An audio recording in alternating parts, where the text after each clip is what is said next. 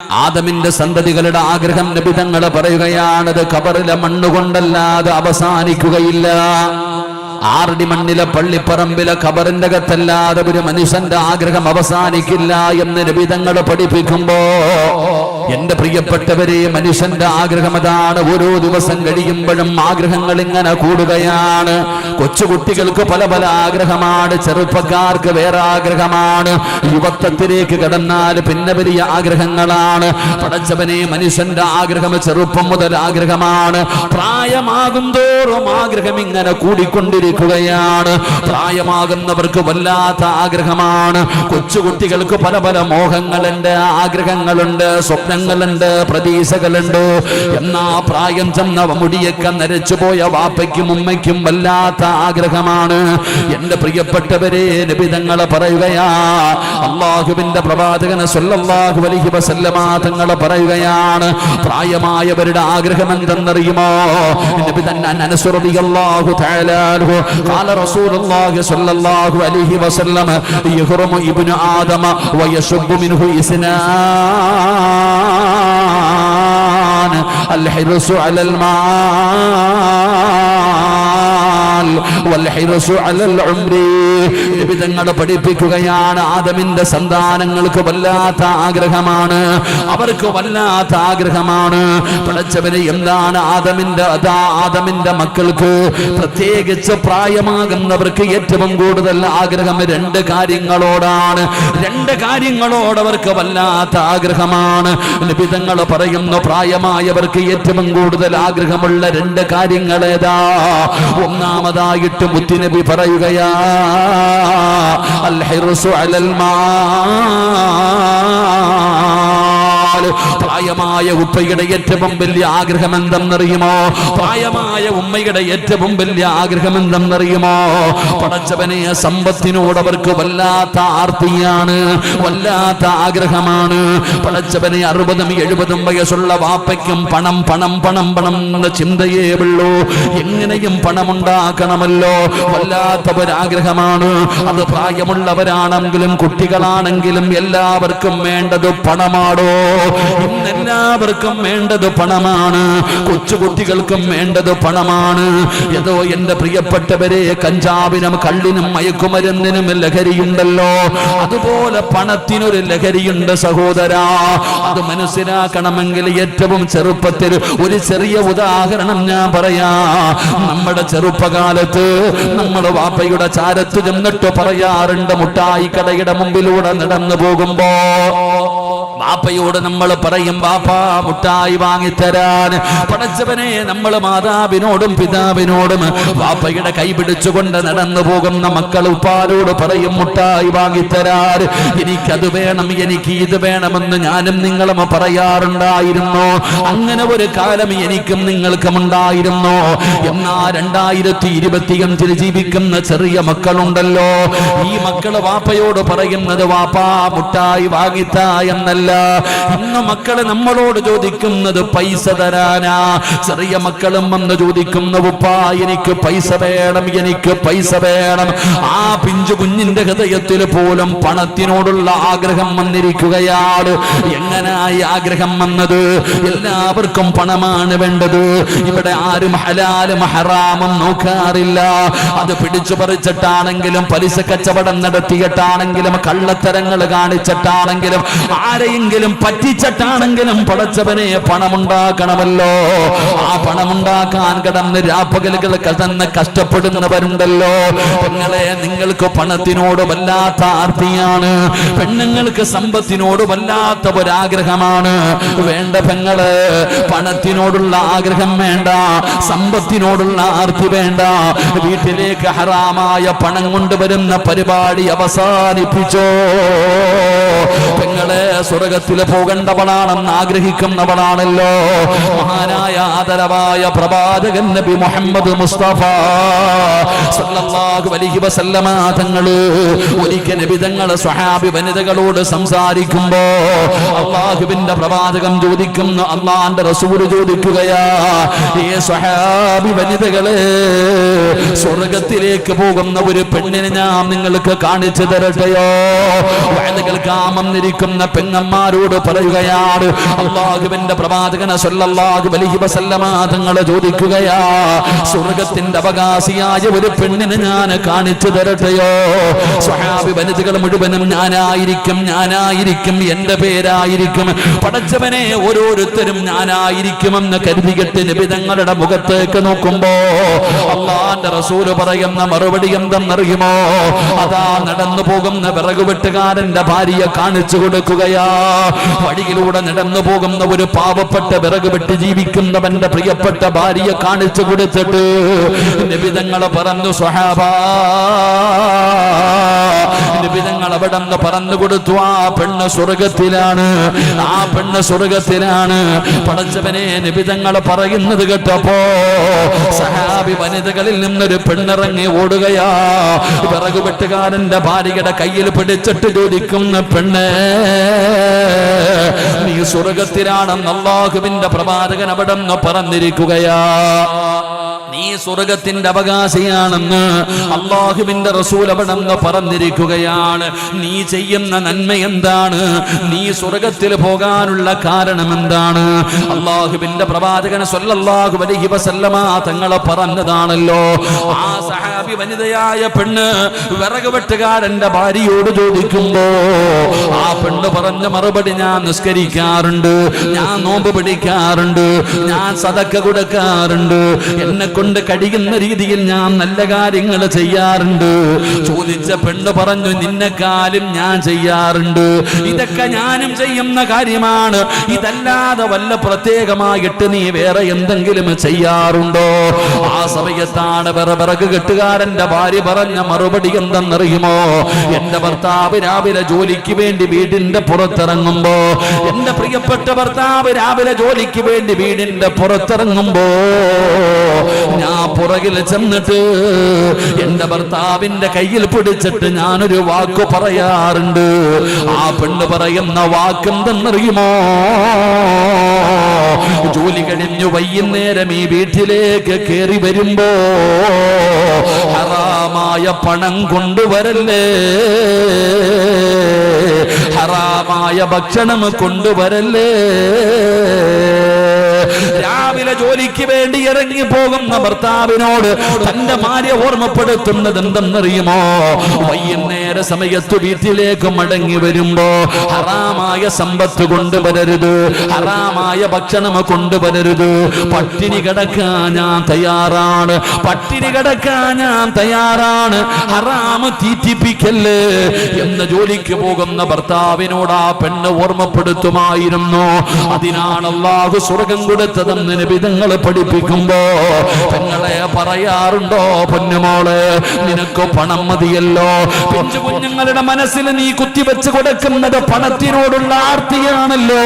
ചെറിയ മക്കളോടും പറഞ്ഞു കൊടുക്കുകയാ, പഠിക്കണം, നല്ല നിലയിലാകണം, നല്ല ജോലി ഉണ്ടാകണം, നല്ല സാലറി വേണം, എങ്കിലേ നല്ല കുടുംബത്തിൽ നിന്ന് പെണ്ണ് കിട്ടൂ.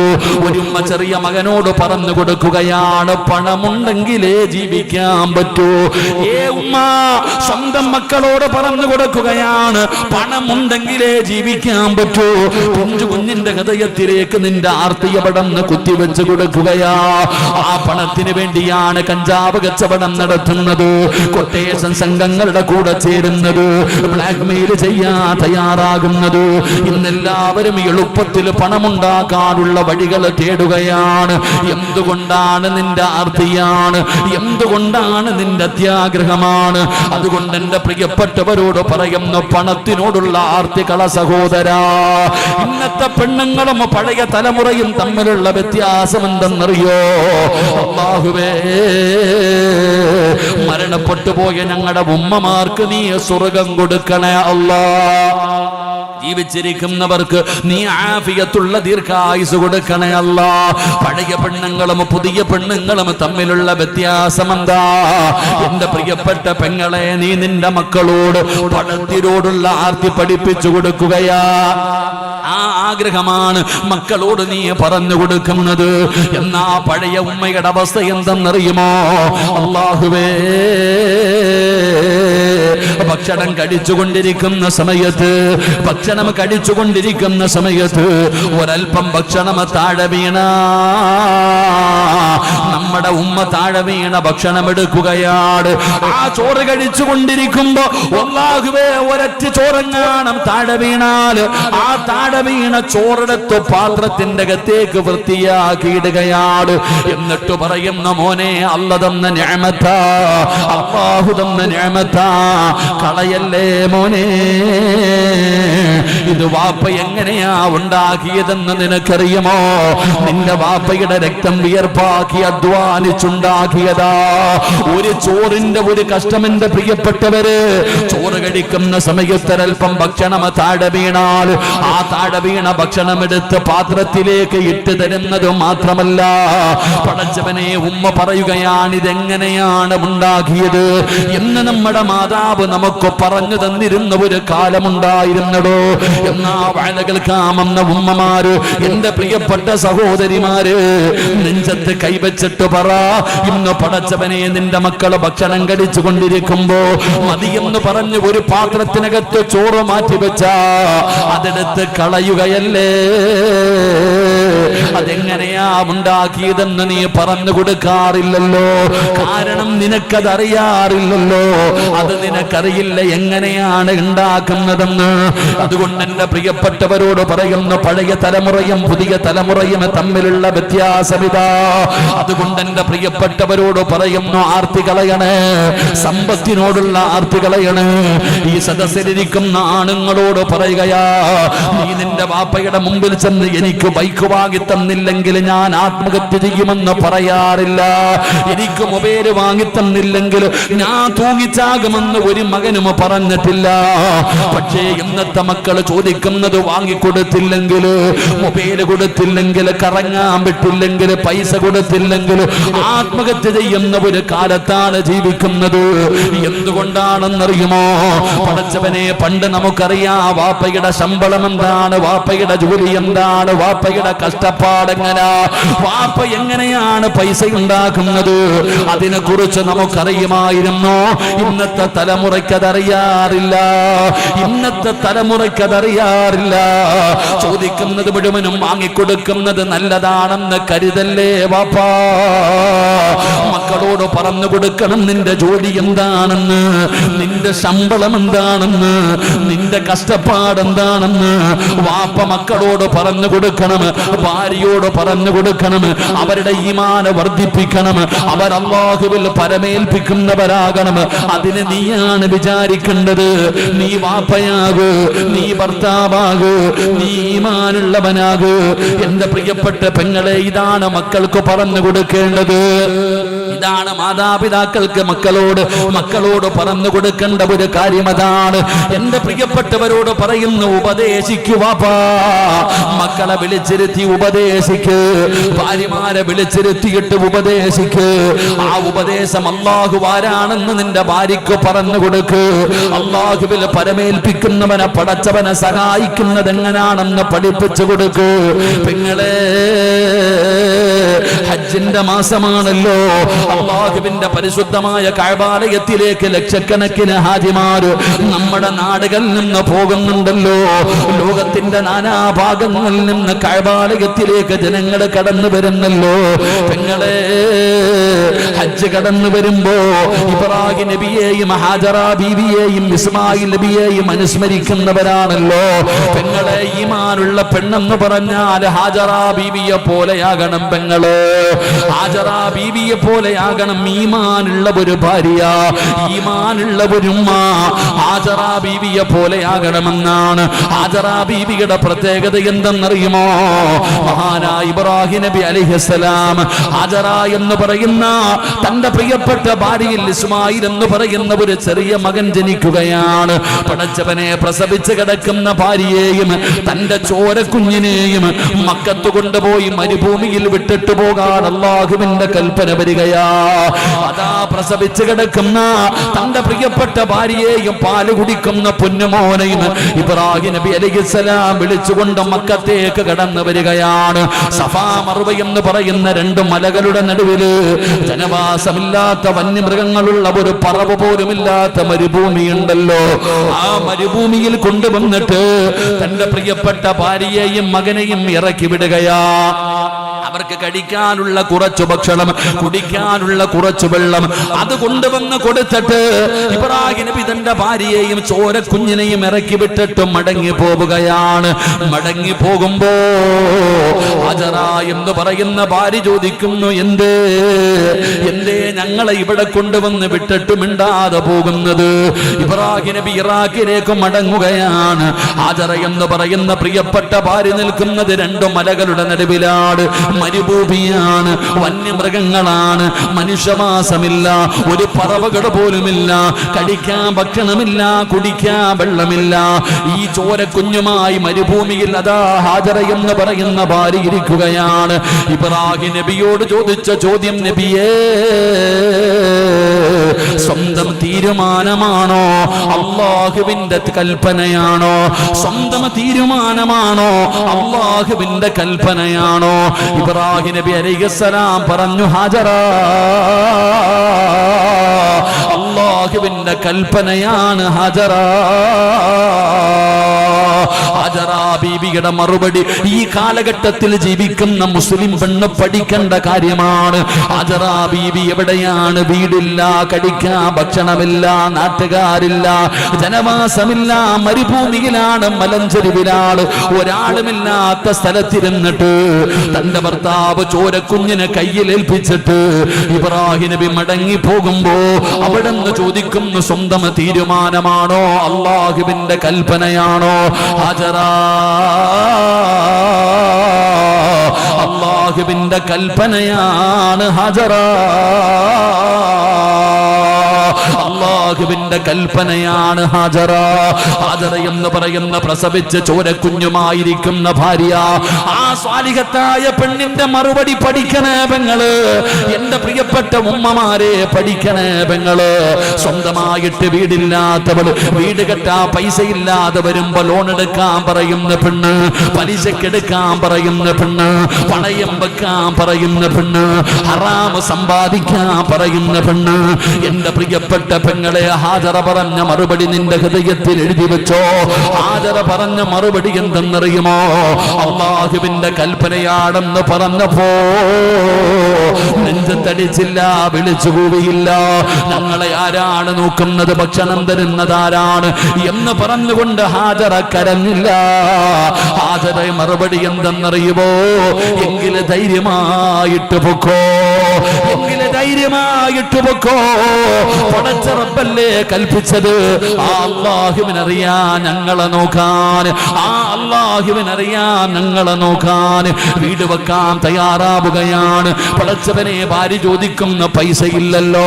ഭർത്താവ് പറയുന്ന വീടെങ്ങനെ വെക്കാനാണ്? പടച്ചവനെ പൈസ ഇല്ല, പലിശക്കെടുക്കാൻ പറയുകയാ, ലോൺ എടുക്കാൻ പറയുകയാ.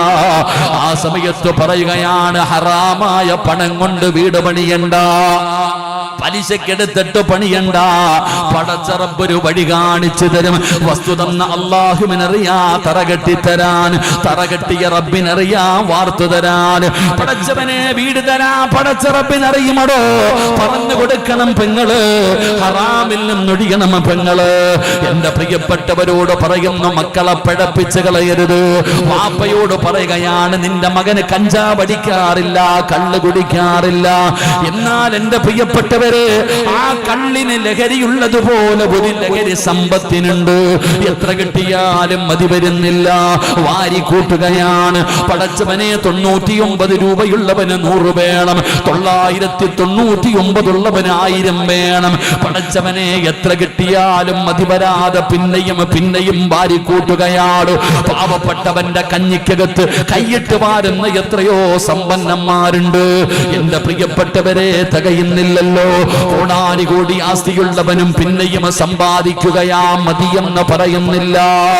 അതുകൊണ്ട് ഞാൻ സാന്ദർഭികമായൊരു കാര്യം പറയുകയാണ്, ഉപദേശിക്കണേ വാപ്പാ. പൊന്നുമക്കള് ചോദിക്കുന്നത് മുഴുവനും വാങ്ങിക്കൊടുക്കുന്നത് സ്നേഹമല്ല, ദ്രോഹമാ. നിന്റെ മക്കളോട് ചെയ്യുന്ന ദ്രോഹമാ. എന്നാ നിന്റെ ഭാര്യയെയും നിന്റെ മക്കളെയും വിളിച്ചിരുത്തിയിട്ട് നീ ഉപദേശിക്കാറുണ്ടോ? നീ ഉപദേശിക്കാറുണ്ടോ? ഉപദേശിക്കണം വാപ്പാ. പെങ്ങളെ മക്കളെ ഉപദേശിക്കണേ. ഏതുപോലെ എന്നറിയുമോ? മഹാനായ അബൂദറിൽ ഗഫാരി റളിയല്ലാഹു തആല അൻഹു, അബൂദർ എന്ന് പറയുന്ന സ്വഹാബിയുണ്ടല്ലോ, പടച്ചവനെ നാട് കടത്തപ്പെട്ട സ്വഹാബിയാ. ഉസ്മാൻ തങ്ങളുടെ കാലഘട്ടത്തിൽ നാട് കടത്തുകയാണ്. ആരാരുമില്ലാതെ മരുഭൂമിയിൽ ഒറ്റയ്ക്ക് വീട് വെച്ചിട്ട് ജീവിക്കുന്ന സ്വഹാബിയാ. അയൽവാസിയില്ല, ആൾതാമസമില്ല, ഒരാളുമില്ല. ആ സ്വഹാബിയും തന്റെ ഭാര്യയും മക്കളും കൂടെ ജീവിക്കുകയാണ്. അല്ലാഹുവേ, അബൂദർ തങ്ങളുടെ മരണമെടുക്കുകയാ. അബൂദർ തങ്ങളുടെ മരണമെടുക്കുകയാ. ഒരു വാപ്പയെന്ന് പറഞ്ഞാൽ ആരായിരിക്കണമെന്ന് ഞാൻ പറഞ്ഞു തരാ. ഒരു പിതാവെന്ന് പറഞ്ഞാൽ മക്കളെ ഉപദേശിക്കേണ്ടത് എങ്ങനാണെന്നൊരു ഉദാഹരണം പറഞ്ഞു തരാ. അബൂദർ തങ്ങൾ മരിക്കാൻ പോവുകയാണ്. പടച്ചവനെ തന്റെ പെൺമക്കളെ വിളിക്കുകയാണ്. 3 പെൺമക്കളാണ് അബൂദർ തങ്ങൾക്കുള്ളത്. 3 പെൺമക്കളെയും തന്റെ പ്രിയപ്പെട്ട ഭാര്യയെയും അടുത്ത് വിളിക്കുകയാണ്. എന്നിട്ട് പറയുന്നു, മക്കളെ ഉപ്പാന വെറുക്കല്ലേ, ഉപ്പാന വെറുക്കല്ലേ. നിങ്ങൾക്ക് വേണ്ടി വാപ്പ ഒന്നും കരുതി വെച്ചിട്ടില്ല. സമ്പത്ത് മുഴുവനും വാപ്പ കള്ളു കുടിച്ച് തീർത്തതല്ല, അള്ളാഹുവിന്റെ ദീനിന് വേണ്ടി കൊടുത്തതാണ്. വാപ്പ ഒന്നും സൂക്ഷിച്ചു വെക്കാറില്ല. വെക്കരുതെന്ന് അള്ളാഹു പറഞ്ഞിട്ടുണ്ടല്ലോ. അതുകൊണ്ട് എല്ലാ വാപ്പ പാവങ്ങൾക്ക് കൊടുത്തതാ. മക്കള്, നിങ്ങളുടെ വാപ്പ പാവപ്പെട്ടവനാണ്, നിങ്ങളുടെ വാപ്പ പാവപ്പെട്ടവനാണ്. എന്നെ നിങ്ങൾ വെറുക്കരുത്. തന്റെ ഭാര്യയോടും തന്റെ മക്കളോടും പറഞ്ഞു കൊടുക്കുകയാ. എന്നിട്ട് അബൂദർ റളിയല്ലാഹു തആല അൻഹു തന്റെ പൊന്നാര മക്കളോട് പറഞ്ഞു, മക്കളെ അല്ലാഹു നിങ്ങളെ കൈവിടൂല, അല്ലാഹു നിങ്ങളെ കൈവിടൂല. അബൂദർ തങ്ങൾ തന്റെ ഭാര്യയെയും മക്കളെയും വിളിച്ചിരുത്തിയിട്ട് ഉപദേശിക്കുന്നത് കേട്ടപ്പോ ഭാര്യയിരുന്ന് കരയുകയാ, ഭാര്യയിരുന്ന് കരയുകയാ. അബൂദർ തങ്ങൾ ചോദിക്കുന്നു, പെണ്ണെ എന്തിനാ നീ കരയുന്നത്? എന്തിനാ നീ കരയുന്നത്? അവിടെന്ന് ഭാര്യ പറയുന്നു, തങ്ങളെ നിങ്ങൾ മരിച്ചാൽ ആരാ മയ്യത്ത് കുളിപ്പിക്കുന്നത്? നിങ്ങൾ മരിച്ചാൽ ആരാണ് കഫം പൊതിയുന്നത്? നിങ്ങൾ മരിച്ചാൽ ആരാണ് മയ്യത്ത് നിസ്കരിക്കുന്നത്? നിങ്ങളെ ഖബറടക്കാൻ ആരാ വരുന്നത്? ഈ സങ്കടം കൊണ്ട് കരയുകയാ. അബൂദർ തങ്ങളുടെ ഭാര്യയിരുന്ന് കരയുകയാണ്. ആരാ നിങ്ങളുടെ മയ്യത്ത് കുളിപ്പിക്കുന്നത്? ഒരാളുമില്ലല്ലോ. ആരാ ഖബർ കുടിച്ച് ഖബറടക്കുന്നത്? മയ്യത്ത് നിസ്കരിക്കാൻ ആളില്ല. പടച്ചവനെ എന്താണ് ആ രംഗമൂർത്തിട്ട് കരയുകയാണെന്ന് പറഞ്ഞപ്പോ മഹാനായ അബൂദർ ഗഫാരി റളിയല്ലാഹു തആല അൻഹു തന്റെ ഭാര്യയോട് പറഞ്ഞു, പെണ്ണെ സങ്കടപ്പെടണ്ട. എന്റെ മയ്യത്ത് ആര് കുളിപ്പിക്കും, ആര് നിസ്കരിക്കും, ആര് ഖബർ കുടിക്കും, ആര് ഖബറടക്കും എന്ന വിഷയത്തിൽ നീ സങ്കടപ്പെടണ്ട. അബൂദർ തങ്ങൾ പറഞ്ഞ മറുപടി എന്തെന്നറിയോ? നബി തങ്ങൾ എന്നോട് പറഞ്ഞിട്ടുണ്ട്, അല്ലാഹുവിന്റെ റസൂൽ എന്നോട് പറഞ്ഞിട്ടുണ്ട്, പെണ്ണ് ഞാൻ മരിച്ചു കഴിഞ്ഞാ നിങ്ങൾ എന്റെ ജനാസ പൊതിഞ്ഞുകൊണ്ട് വഴിയോരത്ത് കൊണ്ടുവെക്കണേ. അബൂദർ എന്ന് പറയുന്ന പിതാവ് തന്റെ ഭാര്യയോട് അള്ളാഹിനെ കുറിച്ച് പറഞ്ഞു കൊടുക്കുകയാണ്. 3 പെൺമക്കളാ വാപ്പാ. ആ പെൺമക്കളോട് പറഞ്ഞു കൊടുക്കുന്നു, അള്ളാഹു നിങ്ങളെ ഒരിക്കലും കൈവിടൂല. ഞാൻ മരിച്ചാൽ എന്റെ ജനാസ കൊണ്ടുപോയി വഴിയോരത്ത് വെക്കണം. ഉംറ കഴിഞ്ഞു വരുന്നവരെ കാണാ, ഉംറ കഴിഞ്ഞു വരുന്നവരെ കാണാ. അവരോട് മാറി നിന്നിട്ട് വിളിച്ചു പറയണം, അല്ലാഹുവിന്റെ റസൂലിന്റെ സ്വഹാബിയാ. അവർ അവരുടെ കയ്യിലിരിക്കുന്ന ഇഹ്റാമിന്റെ വസ്ത്രത്തിൽ എന്റെ കഫം പൊതിഞ്ഞിട്ട് ഖബറടക്കാൻ വിളിച്ചു പറയണേ മക്കളെ. അബൂ ദർ റളിയല്ലാഹു തആല പറഞ്ഞു കൊടുക്കുകയാണ്, ലോകത്തോട് വിട പറയുകയാണ്. വാപ്പ പറഞ്ഞതുപോലെ പെൺകുട്ടികൾ വാപ്പയുടെ മയ്യത്തെടുത്തുകൊണ്ട് വഴിയോരത്ത് വെക്കുകയാണ്. അതാ നോക്കി നിൽക്കുകയാണ്. പെങ്ങളെ വരുന്നു, പെങ്ങള് 70ഓളം വരുന്ന ഒരു സംഘം വരികയാണ്.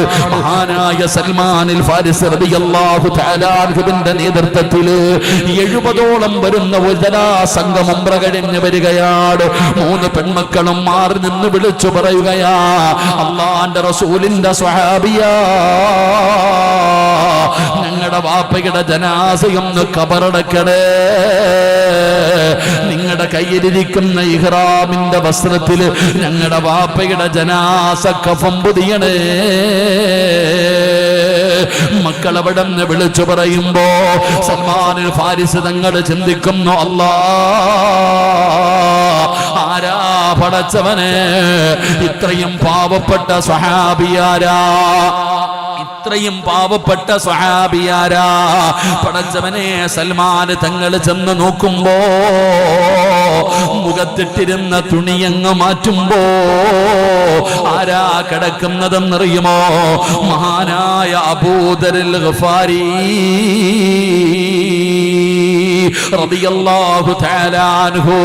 ആ രംഗമങ്ങ് കണ്ടപ്പോ സൽമാൻ തങ്ങൾ വിളിച്ചു പറഞ്ഞു, സദഖ റസൂലുള്ളാഹ്, മുത്തുനബി പറഞ്ഞത് സത്യമാ, മുത്തുനബി പറഞ്ഞത് സത്യമാ. അതുകൊണ്ട് എന്റെ പ്രിയപ്പെട്ടവരോട് പറയുകയാണ്, പണത്തിനുള്ള ആഗ്രഹം കളയണേ, അത് പരീക്ഷണ വസ്തുവാണ് വാപ്പാ. അല്ലാഹുവിന് ഇഷ്ടം കൂടിയിട്ട് നിനക്ക് തന്നതല്ല.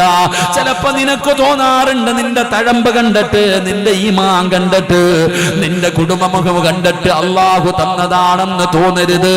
അതൊരു പരീക്ഷണ വസ്തുവാണ്, അതൊരു പരീക്ഷണ വസ്തുവാണ്. അല്ലാഹു നിനക്ക് സമ്പത്ത് തന്നിരിക്കുന്നത് നിന്നെ പരീക്ഷിക്കാരാ. അതുകൊണ്ട് പണം ഒരുപാട് കിട്ടുന്നത് നല്ലതാണെന്ന് കരുതരുത്. പടച്ചവരെ, പ്രവാചകന്മാരിൽ ഏറ്റവും അവസാനം സ്വർഗത്തിൽ പോകുന്ന നബിയേതാ? 1,24,000 പരം വരുന്ന പ്രവാചകന്മാര്. ആ പ്രവാചകന്മാരിൽ ഏറ്റവും അവസാനം സ്വർഗത്തിൽ പോകുന്ന നബിയേതാ? മഹാനായ സുലൈമാൻ നബി അലൈഹിസ്സലാം. എന്തുകൊണ്ടാണെന്നറിയുമോ? പ്രവാചകന്മാരിൽ ഏറ്റവും കൂടുതൽ സമ്പത്തുള്ള പ്രവാചകന് സുലൈമാൻ നബിയാ. ഏറ്റവും വലിയ സമ്പന്നന് സുലൈമാൻ നബിയാ. അതുകൊണ്ടാണ് ഏറ്റവും അവസാനം സ്വർഗത്തിൽ പോകുന്നത്. അല്ലാഹുവിന്റെ പ്രവാചകന് ലക്ഷക്കണക്കിന് സ്വഹാബികളുണ്ടല്ലോ. അതാ അബൂബക്കർ തങ്ങൾ മുതൽ വഹ്ശി റളിയല്ലാഹു തആല അൻഹു വരെ ലക്ഷക്കണക്കിന് സ്വഹാബത്ത്. ആ സ്വഹാബികളിൽ ഏറ്റവും അവസാന സ്വർഗത്തിൽ പോകുന്ന സ്വഹാബിയതാ മഹാനായ അബ്ദുറഹ്മാൻ ഇബ്നു ഔഫ് റളിയല്ലാഹു തആല അൻഹു. കാരണം ഏറ്റവും കൂടുതൽ സമ്പത്തുള്ള സ്വഹാബിയാ, ഏറ്റവും കൂടുതൽ സമ്പത്തുള്ള സ്വഹാബിയാണ് മഹാനായ അബ്ദുറഹ്മാൻ ഇബ്നു ഔഫ് റളിയല്ലാഹു തആല അൻഹു. എൻ്റെ പ്രിയപ്പെട്ടവരെ, അതാണ് നബി തങ്ങൾ പറഞ്ഞത്, പാവപ്പെട്ടവന് സ്വർഗത്തിൽ കടന്ന് കൊല്ലങ്ങൾ കഴിഞ്ഞാലേ പണക്കാരൻ സ്വർഗത്തിൽ കടക്കൂ എന്ന് നബി തങ്ങൾ അവിടെ നിന്ന് പറയുമ്പോ ഞാൻ പറഞ്ഞു വന്നത് നബി തങ്ങൾ പറയുകയാണ്, പ്രായമായവർക്ക് പണത്തിനോട് വല്ലാത്ത ആർത്തിയാ, ഒരാൾക്കും കൊടുക്കൂല. അലമാരിയുടെ താക്കോല് അരയിൽ കെട്ടി നടക്കുന്ന വാപ്പമാരുണ്ട്, സ്വന്തം മക്കൾക്ക് കൊടുക്കൂല, ഭാര്യമാർക്ക് കൊടുക്കൂല, എന്നാ സ്വന്തം തിന്നുകയുമില്ല. പടച്ചവനെ, അങ്ങനെ ജീവിക്കുന്ന ഒരു വിഭാഗമുണ്ട്. അപ്പൊ നബി തങ്ങൾ പറയുന്നു, പ്രായമാകുമ്പോ അതാ മനുഷ്യനുണ്ടാകുന്ന ഒന്നാമത്തെ ആഗ്രഹം സമ്പത്തിനോടുള്ള ആർത്തിയാ. 2, അവർ മരണത്തെ ഇഷ്ടപ്പെടുന്നില്ല. 99 വയസ്സുവരെ ജീവിച്ചവനും പിന്നെയും ആഗ്രഹമാണ് ഇനിയും ജീവിക്കണം, ഇനിയും ജീവിക്കണം. മക്കളെ കെട്ടിച്ചു, കൊച്ചുമക്കളെ കെട്ടിച്ചു, എന്നിട്ടും പറയുകയാ കൊച്ചുമക്കളുടെ കുഞ്ഞിനെ കൂടെ ഒന്ന് കണ്ടിരുന്നെങ്കിൽ. എന്റെ പ്രിയപ്പെട്ടവരെ, ആഗ്രഹമാണ്, വല്ലാത്ത ആഗ്രഹമാണ്. മരിക്കാൻ താല്പര്യമില്ല, മരണത്തെ ആഗ്രഹിക്കുന്നില്ല, മരണത്തെ കുറിച്ച് പറയുന്നത് പോലും ഇഷ്ടമല്ല. പടച്ചവനെ, മരിച്ച വീട്ടിൽ പോലും പലരും പോകാറില്ല. കാരണം നമ്മൾ വെറുക്കുകയാണ്, നമ്മളത് പറയുന്നത് കേൾക്കാൻ ആഗ്രഹിക്കാത്തവരാ. അതുകൊണ്ട് എന്റെ പ്രിയപ്പെട്ടവരോട് പറയുകയാണ്, എത്ര ആഗ്രഹിച്ചാലും എന്തെല്ലാം ചെയ്താലും ഖാബുൽ അർവാഹു മലക്ക് അസ്റായീൽ എന്ന് പറയുന്ന മലക്ക് വരേണ്ട സമയത്ത് വരും ബാപ്പാ. ഒരു നിമിഷം അങ്ങോട്ടോ ഇങ്ങോട്ടോ മാറാറില്ല. വലയുഅഖിറല്ലാഹു നഫ്സൻ ഇദാ ജാഅജലുഹാ വല്ലാഹു ഖബീറും ബിമാ തഅമലൂൻ. ഒരു നിമിഷം പോലും മാറാറില്ല പെങ്ങളെ. കറക്റ്റ് സമയത്ത് എത്തേണ്ട സമയത്ത് ഒരു മിനിറ്റ് പോലും മുണ്ടാതെ പിന്താതെ ആ മരണം നിന്നെ തേടി വരുമെന്ന് പരിശുദ്ധമായ ഖുർആൻ എവിടെന്ന് പറയുമ്പോ, എന്റെ പ്രിയപ്പെട്ടവരെ, മനുഷ്യന്റെ ആഗ്രഹം ഇതാണ്. ഞാൻ എന്തിനാ ഇത് പറഞ്ഞതെന്നറിയുമോ? ജീവിച്ചിരിക്കുന്നവരുടെ ആഗ്രഹമാണ് ഞാൻ ഈ പറഞ്ഞത്, ജീവിച്ചിരിക്കുന്ന നമ്മുടെ ആഗ്രഹമാണ് ഞാൻ ഈ പറഞ്ഞത്. എന്നാ ഇതുപോലെ മരിച്ചു പോയവർക്കും ചില ആഗ്രഹമുണ്ടെന്ന് നബി മുഹമ്മദ് മുസ്തഫ സല്ലല്ലാഹു അലൈഹി വസല്ലമ തങ്ങൾ പറയുകയാ, ജീവിച്ചിരിക്കുന്നവർക്ക് മോഹമുണ്ടോ, ആഗ്രഹമുണ്ടോ, ഒരുപാട് സ്വപ്നങ്ങളുണ്ടോ? ഇതുപോലെ മരിച്ച് ഖബറിലേക്ക് പോയ നിന്റെ വാപ്പയുണ്ടല്ലോ, നിന്റെ ഉമ്മയുണ്ടല്ലോ, നിന്റെ കൂടപ്പുറപ്പുണ്ടല്ലോ, നിങ്ങളുടെ പള്ളിയുടെ പറമ്പിൽ കിടക്കുന്ന കബറാളിയുണ്ടല്ലോ, ആ കബറാളികൾക്കും ചില ആഗ്രഹമുണ്ടെന്ന് ആദരവായ പ്രവാചകൻ നബി മുഹമ്മദ് മുസ്തഫ